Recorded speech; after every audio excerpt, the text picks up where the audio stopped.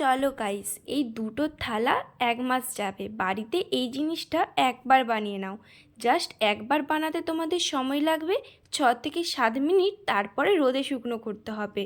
আর এটা থাকলে না হবে বাসে ওঠার পর বমি, না হবে শরীরে কোনো গ্যাসের প্রবলেম, না হবে তোমাদের মাথার থেকে চুল পড়ার সমস্যা, না হবে চোখের কোনো প্রবলেম, না হবে স্কিনের কোনো প্রবলেম, না হবে অন্য কোনো শরীরের কোনো প্রবলেম। হ্যাঁ, আজ আমি তোমাদের যে রেসিপিটা দেখাতে চলেছি সেটা হলো আমলকির শুকনো, মানে আমলকির চটপটা একটা জিনিস। এইটার কি নাম হবে আমি বুঝতে পারছি না।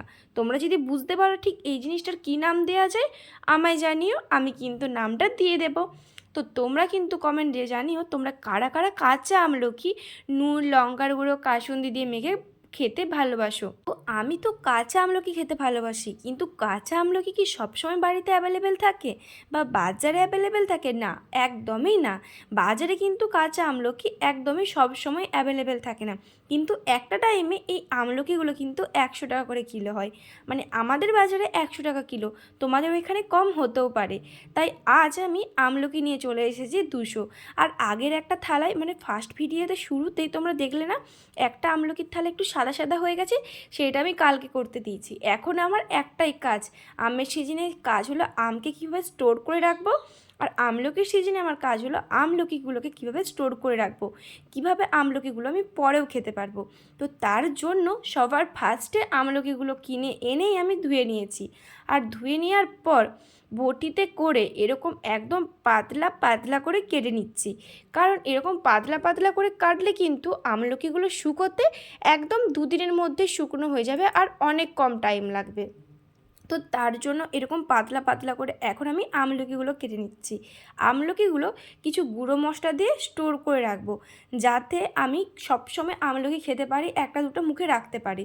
আর মানে আমলকি তোমাদেরকে বলে দিই, আমলকি কিন্তু সবসময়, মানে আমি বলতে চাইছি এরকম স্লাইস 1-2টা পিস। তোমরা কিন্তু ধরো, তোমরা অনেকে আছো যারা বেশি জল খেতে পারো না, ডাক্তারে বলেছে প্রচুর পরিমাণে জল খেতে হবে, আর জল খেতে সেরকম একটা মানে সেরকম একটা ভালো লাগে না সবসময়। কিন্তু ধরো মুখে যদি এরকম একটা আমলকির স্লাইস রেখে দাও না, মুখে আমলকির এই স্লাইসটা রাখার পর তোমরা যখন জল খাবে, জলটা এত পরিমাণে মিষ্টি লাগবে না, জলটা দারুণ খেতে লাগবে। তো এই সমস্যার সমাধান তো হয়ে যায়।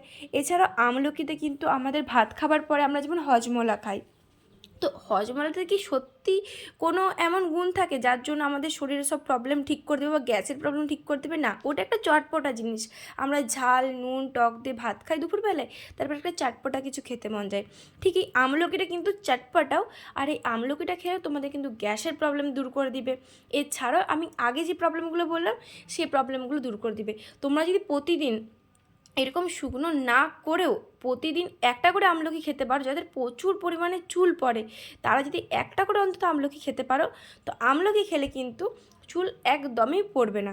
তো তোমাদের সাথে কথা বলতে বলতে দেখো আমি কিন্তু পাতলা পাতলা করে বেশ খানিকটা আমলকি কেটে নিয়েছি, আর বীজগুলোকে ফেলে দিচ্ছিলাম, কারণ বীজগুলো কিন্তু খাওয়া যায় না, আর বীজগুলোকে ফেলে দিচ্ছি। আমি না এই বীজগুলো দিয়ে গাছ লাগানোর চেষ্টা করেছিলাম, কিন্তু গাছ হয়নি। আর আমলকিগুলো কাটার পরে এই আমলকির মধ্যে আমি দেব, সত্যি কথা বলতে আমি ঝাল একদমই দিইনি, কারণ সবসময় একটা দুটো যদি খাই, ধরো ভাতের সাথে, ভাত খাওয়ার পরে মুখে একটা নিলাম জোয়ান বা হজমলার মতো, বা সকালবেলায় একটা মুড়ি খাবার পরে নিলাম, বা রাত্রিবেলায় নিলাম, তখন কি আর ঝালটা ভালো লাগবে? কিন্তু তোমরা যদি প্রচণ্ড পরিমাণে ঝাল খেতে ভালোবাসো তোমরা দিতে পারো। আমি শুধু আমলকিগুলোকে কুচি কুচি করে কেটে নেওয়ার পরে এর মধ্যে দিয়েছিলাম নুন আর লেবুর রস। আর তোমরা লেবুর রসটা স্কিপ করে শুধু নুনও দিতে পারো, নুন দিলেও হবে।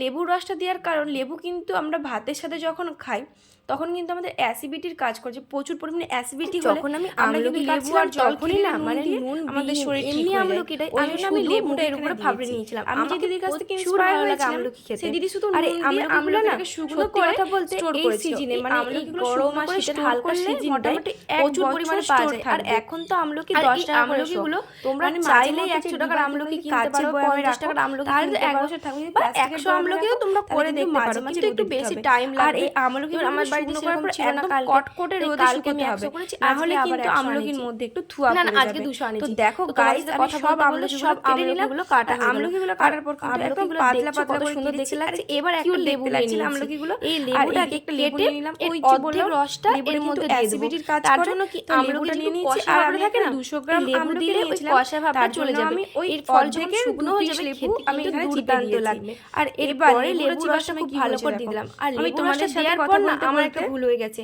তাড়াতাড়ি করে কাটার সময় আর লেবুর বীজটা ফেলে দিইনি। আমি তখন লেবু দিচ্ছিলাম, বীজটা কিছু বাড়তে চলে গেল। এবার লেবুর বীজ কতটা পিচ্ছিল, তোমরা সবাই জানো, বের করতে একটু ভাতের সাথে খাই। যখন এমনিতেও কিন্তু বিয়ে বাড়িতে গেল আচার বানিয়ে রাখতে পারো, লেবু চিপে সেটারও কিন্তু আমি তোমাদের লেবুর বীজটা আমি ফেলতে বারবারই ভুলে যাই। তো এরকম সমস্যা আমার হয়, তোমাদের কাদের কাদের এরকম একটা সমস্যা হয় আমায় কিন্তু জানিও। এরকম ফানি সমস্যাগুলো আমার সাথে তো হতেই থাকে। আর আমি না আঙুলে করে লেবুর বীজটা তোলার চেষ্টা করছি, 2 থেকে 3 বার পড়লো, অনেক কষ্টে ফাইনালি আমি লেবুর বীজটা তুলতে পেরেছি। আর লেবুর বীজটা তোলার পরে লেবুর সাথে আগে আমলকিটাকে খুব ভালো করে মাখিয়ে নিয়েছি, দিয়ে না আমি এখানে 3 চামচের মতো লবণ দিয়ে দিয়েছি। তোমরা চাইলে কিন্তু এখানে বিট লবণটা ইউজ করতে পারো।